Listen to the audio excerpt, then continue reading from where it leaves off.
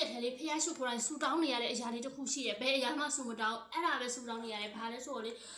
တချင်လို့လာပြီးကြ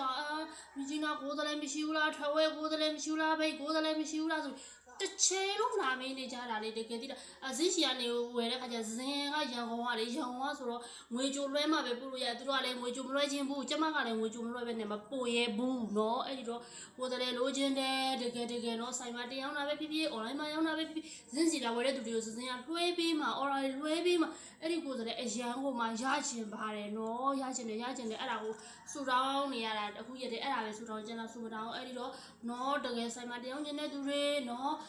ဒီ online မှာရောင်းကျင်တဲ့သူတွေဖြစ်လာပြီးတော့မှဇင်နဲ့လက်တွဲပါလို့เนาะorder တွေ share လွှဲပေးမှာပါရှင်เนาะအခုရဆိုလို့ရှိရင်အရန်ပဲမြကြီးနားလာတယ်ထဝယ်လာတယ်เนาะအရန်လာတယ်အရန်ကိုလာတာတကယ်အခြားမြို့နယ်တွေထက်ဆိုင်အဲ့ဒီမြို့နယ်တွေကပို့ပြီးတော့မှလာတယ်နော်အဲ့ဒါလေးပြောပြပေးရပါရှင်နော်ကိုယ်တိုင်ဝင်နေတဲ့သူတွေလာပါနော်နောက်ခုရှိရ bonus လည်းရှိတယ်အမြတ်လည်းရှိတယ် quality ကလည်းတကယ်ကောင်းတယ်ဒီနေ့အကိတ် lane print ဆိုလို့ရှိရင်လေအရန်ရောင်းရတယ်မင်းကလေးအတွက်တကယ်ကိုကောင်းလို့တကယ်ရောင်းရတဲ့ပစ္စည်းမရောင်းရဘူးဆိုရင်ပစ္စည်းပြန်သိမ်းပေးမယ်အာမခံတယ်နော်အသေးလို့နော်အဲ့ဒါလေးပြောတာပါတက်တာ